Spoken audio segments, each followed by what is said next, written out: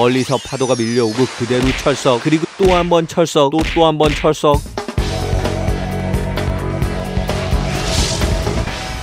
안녕하세요, 동캐플렉스의 동캐입니다. 여름이 끝나면 더 주목받는 워터파크가 있어요. 다름 아닌 온천 워터파크. 찬바람이 불기 시작하면 위력을 발휘하는데 설악 워터피아, 이천 테르메덴, 파라다이스 도구 이 세 군데와 함께 온천 워터파크 사국지를 유지하고 있는 곳. 나 업그레이드했어. 이제 우리가 1등 할 거야. 야심찬 변화로 온천 워터파크 1위를 노리는 곳은 다름 아닌 스플라스 리솜. 이번에 대대적인 리모델링으로 엄청난 업그레이드를 했다는데 광고 없고 협찬 없고 100% 내돈 내산으로 제가 한번 다녀와 봤습니다. 다행히 업그레이드를 했지만 이전과 가격이 똑같습니다. 성수기 7만원에 비수기 55,000원. 저렴하진 않지만 설악 워터피아랑 비슷한 금액. 하지만 투숙객 할인이 줄어든 건 아쉬운 부분이에요. 리조트랑 워터파크 패키지를 구매하거나 외부 사이트에서 입장권을 사는 게 훨씬 더 저렴한 경우가 많습니다. 티켓 구매했고 파크 도착했어. 지하 주차장으로 가는데 투숙객은 리조트 안쪽 지하 주차장이나 지상 주차장에 차를 세우면 되지만 워터파크 이용객은 외부에 차를 세워야 돼요. 만약 그쪽이 만차라면 200m 정도 떨어진 임시 주차장을 이용해야 되는 방식. 약간의 불편함을 감수하고 차를 세운 다음 워터파크에 들어가면 매표소 공간부터 번쩍번쩍 세핑 느낌. 잔뜩 기대를 하면서 바로 신발 벗고 옷 갈아입고 샤워한 다음 파크 안쪽 실내 구역으로 입장했습니다. 여기 안쪽에 새롭게 생긴 릴렉스 스파. 이거 예전에 있던 유러피안 스파잖아. 그렇죠. 인테리어만 세핑으로 바뀌었어요. 안쪽에 원더 스파도 예전과 비슷한데 바뀐 듯 안 바뀐 듯, 안 바뀐 듯 바뀐 듯, 틀린 그림 찾기 하듯 찾아봤는데 예전과 물줄기가 쏟아지는 방식이 바뀌었죠. 근데 주니어 풀과 키디풀은 예전과 똑같고 바데풀에도 들어가 봤는데 어라, 이거 왜 눌러도 거품이 안 나와. 인테리어는 고쳤지만 고장난 시설은 고치지 않은 아이러니한 상황. 새로 생긴 어트랙션이 무려 6개라는데 그 업그레이드를 확인하기 위해 워터레이존으로 나가볼게요. 예전에 스피드 슬라이드라고 빠르게 내려오는 바디 슬라이드가 있던 자리, 여기 새로 생긴 첫 번째 어트랙션이 있어요. 바로 하이드로 스핀. 최대 속도 시속 45km. 2인용 튜브를 타고 그대로 극경사로 추락을 하면 U자 커브를 따라서 자연스럽게 상승. 이제는 하늘로 날아가요. 하늘 위가 있는 멋진 나래로 싶어 날아올라. 잠시 동안 무중력 상태를 느낀 다음에 하강, 그리고 다시 상승, 다시 또 하강. 이런 식으로 왔다리 갔다리. 천천히 속력이 줄어들면 그대로 멈추는 무동력 슬라이드. 야 재밌겠다. 빨리 올라가서 타자. 대기줄은 그쪽이 아니에요. 슬라이드를 타는 위쪽 말고 아래쪽에서 기다리는 방식. 도대체 왜 그런 거냐. 탑승구 옆쪽으로 이동 계단이 있어요. 잘못하면 사람들이 이 통로를 막게 되겠죠. 그러니까 멀리 아래쪽에 대기줄을 따로 마련해 둔 거예요. 새치기 하면 어떻게 해? 그래서 특이하게 슬라이드 탑승할 때 커다란 바통을 하나 주세요. 왔다 갔다 탑승이 끝나고 나면 이 바통을 직원분께 전달, 직원분은 대기 중인 고객에게 전달. 마치 개조하듯 바통을 건네 받은 다음 계단을 올라가서 슬라이드에 탑승할 수 있는 거죠. 근데 개인적으로 슬라이드 타다 떨어뜨릴 수 있는 바통보다 팔찌 형태면 좀 더 낫지 않을까 생각을 해보면서 세핑 어트랙션 두 번째를 만나볼게요. 여기 있던 유스프리 어디 갔지? 실내 구역 중앙에 유스풀이 사라지고 파도풀 아쿠아스톰이 생겼습니다. 총 8종의 다이내믹한 파도가 치는 엄청난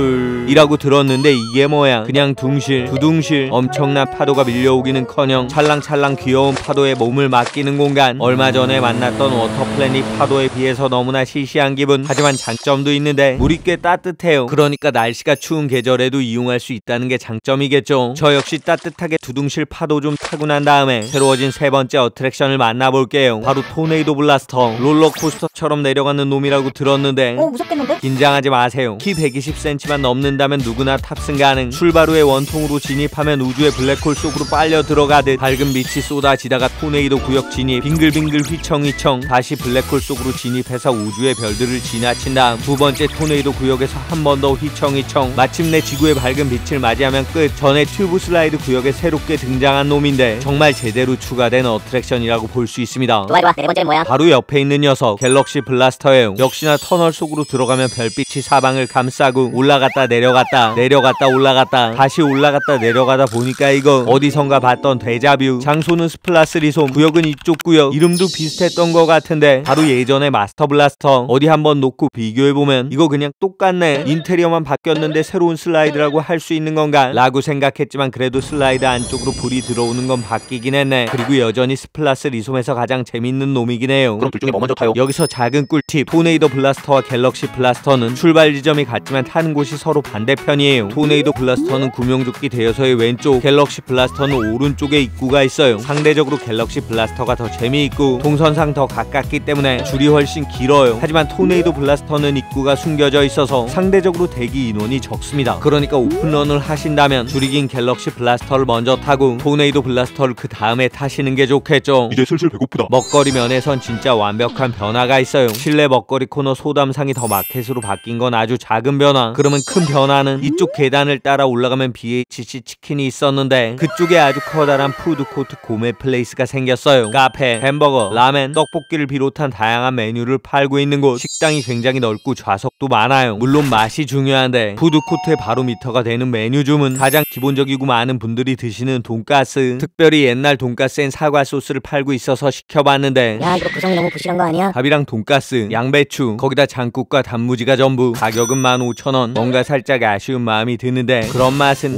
맛있어요. 그냥 사과 돈가스 아니고 소스에 진짜 사과가 들어있는 놈. 전에도 예산 사과 돈가스란 메뉴를 팔았었는데 퀄리티가 더 상승했어요. 상큼하고 달콤한 소스와 부드러운 고기, 바삭한 튀김까지. 최근에 워터파크에서 먹은 놈들 중에 가장 맛있습니다. 이 새로 생긴 푸드코트는 아주 괜찮은 변화예요. 다른 식당은 없어? 야외구역 2층에 대림선 스튜디오 식당이 있는데 대림선 하면 어묵, 당연히 어묵 우동 하나 주문해서 먹어봤어요.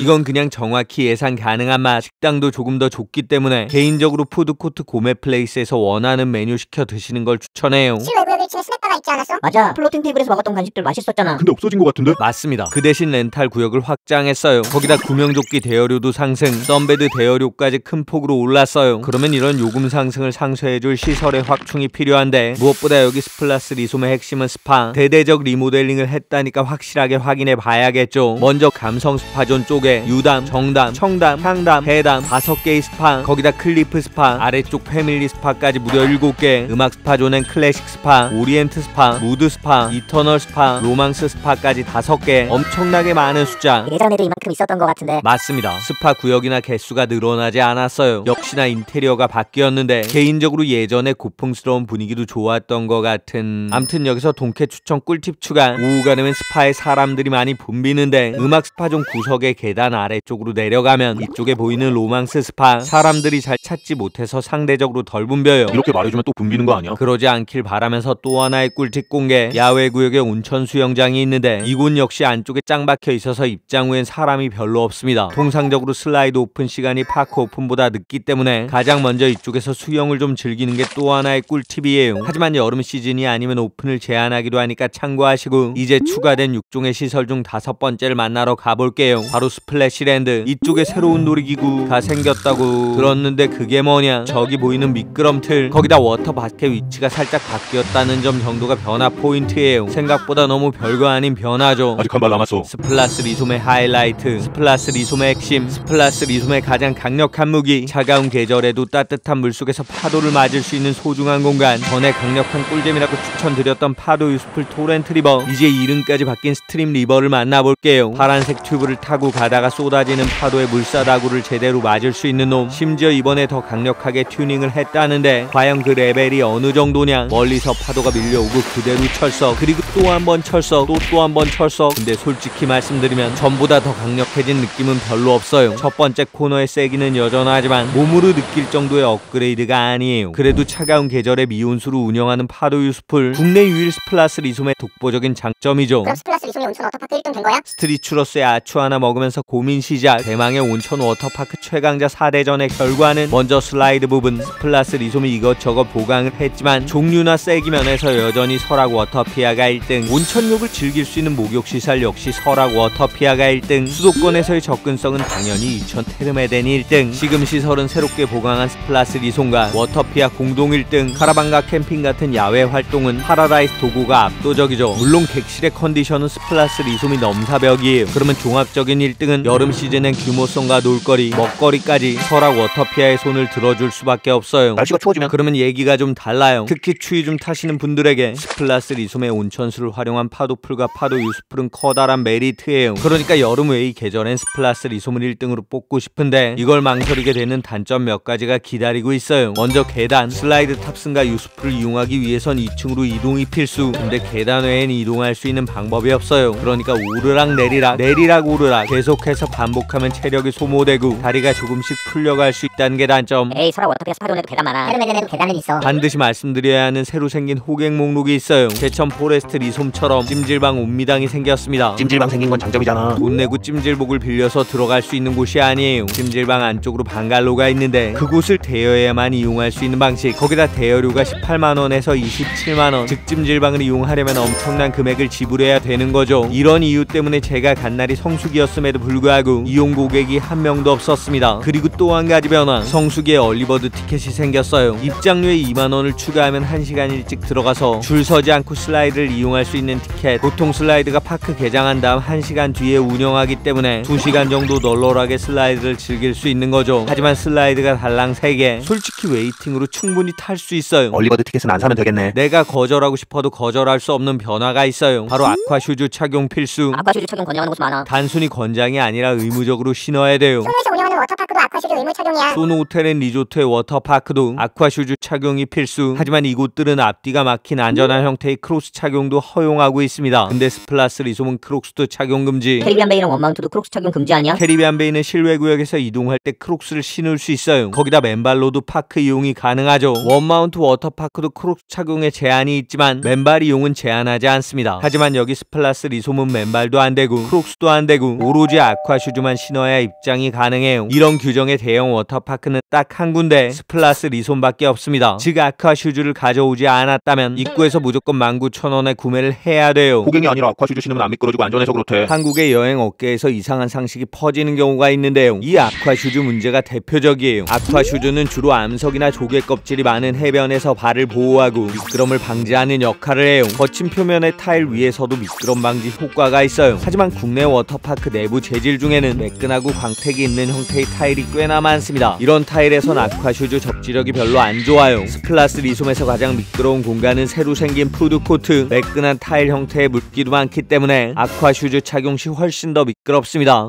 미끄러. 와 진짜 미끄럽다. 조심해 다들. 이런 식으로 많이 고생을 하시는데 워터파크 직원분들은 모두 크록스를 착용하세요. 그 이유를 관리자분께 직접 여쭤봤습니다. 아쿠아슈즈보다 크록스가 더 편하고 덜 미끄러워서 직원들은 크록스 착용을 하고 있어요. 맞습니다. 상대적으로 이런 종류 타일에선 크록스가 훨씬 덜 미끄럽고 아쿠아슈즈보다 맨발이 더 안전하기도 해요. 물론 밖에서 신는 지저분한 크록스 반입은 제한해야겠지만 맨발 이용까지 전면 제한하고 아쿠아슈즈 착용을 강제하는 건 그다지 합리적으로 보이지 않았습니다. 물론 규정은 당연히 지켜야 하니까 구독자분들 스플라스 리솜에 방문하신다면 아쿠아슈즈 지참하시고 여기 식당가 쪽에선 미끄럼 방지에 훨씬 더 주의하셔야 돼요. 그럼 스플라스 리솜 비추하는 거야? 솔직히 식음 시설의 변화는 굉장히 긍정적. 새로운 슬라이드 한두 개도 성공적. 인테리어 보강도 나쁘지 않은데 여러 가지 호갱 정책이 좋은 변화를 퇴색시켜요. 그래도 국가 지정 보양 온천 워터파크, 날씨가 추워지고 따뜻한 물놀이 원하시는 분들에겐 여전히 괜찮은 선택지가 될 수 있겠죠. 그러니까 제가 말씀드린 함정들 잘 피해서 여름 이후에 이용하신다면 여전히 쏠쏠한 물놀이 장소예요. 이윤을 남기기 위해 운영을 하는 건 파크의 당연한 목적이고 마음에 드는 장소와 방식을 선택하는 건 이용자의 권리라고 할 수 있겠죠. 앞으로도 최대한 넓은 선택의 폭을 소개하면서 호갱 없이 자신에게 딱 맞는 여행을 계획할 수 있는 여러분의 휴식을